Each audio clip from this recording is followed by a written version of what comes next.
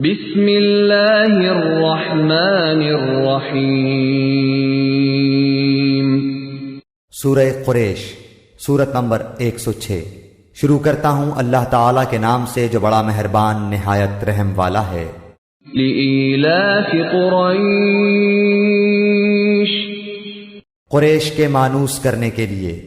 ایلافہم رحلۃ الشتاء والصیف، یعنی انہیں جاڑے اور گرمی کے سفر سے مانوس کرنے کے لیے اس کے شکریے میں۔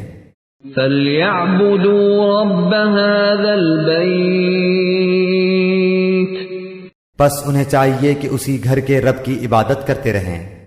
الَّذِي أَطْعَمَهُم مِّن جُوعٍ وَآمَنَهُم مِّن خَوْفٍ، جس نے انہیں بھوک میں کھانا دیا اور ڈر اور خوف میں امن و امان دیا۔